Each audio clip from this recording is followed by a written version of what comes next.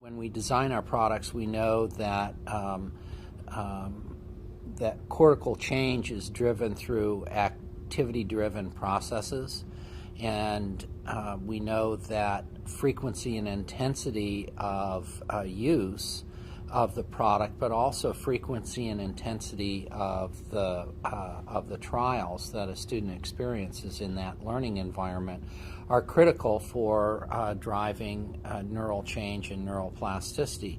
So we intentionally design our products to produce high rates of trials, of learning opportunities. We also know that motivation is a critical component to learning, and that really the neuromodulatory systems that come into play in neuroplasticity and in learning in general operate on the order of tens of milliseconds. And by that I mean when you have a learning opportunity and a successful experience, the reward associated with having a successful learning trial needs to occur within tens of milliseconds of that decision process in order to maximize the opportunity for synaptic change. So we intentionally design our products to have rapid reward sequences that quickly follow learning trials. We don't have much in the way of motivation or fun or excitement for kids when they make a mistake or at other periods during the learning process, which we feel that design has a significant impact on the rates of learning.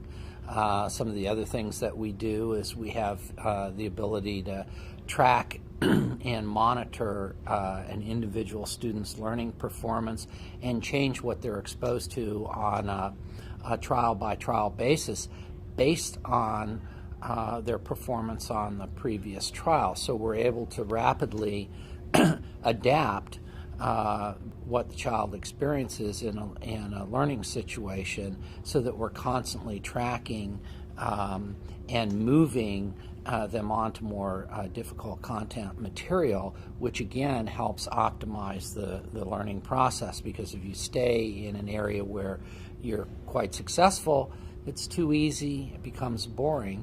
On the other hand, if you move too rapidly into material that's too difficult, where you're not successful very frequently, then it becomes too hard, it becomes frustrating, and you don't really optimize the opportunity for learning and for producing brain change. So those are some of the ways in which we build in the principles of neuroscience into all of our products.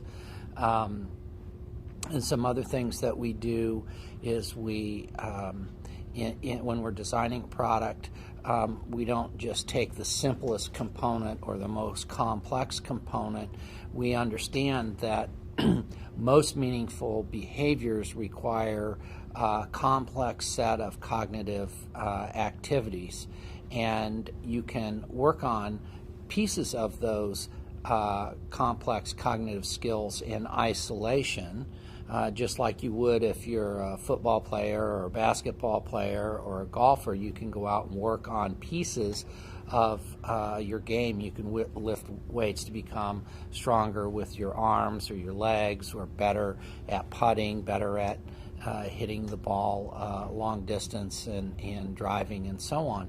So much like that, practicing the different components that make up a more complicated skill set, we build that into our exercises and products as well. So you'll work on things in maybe a more simple way and build up to using that same material in a more complex situation.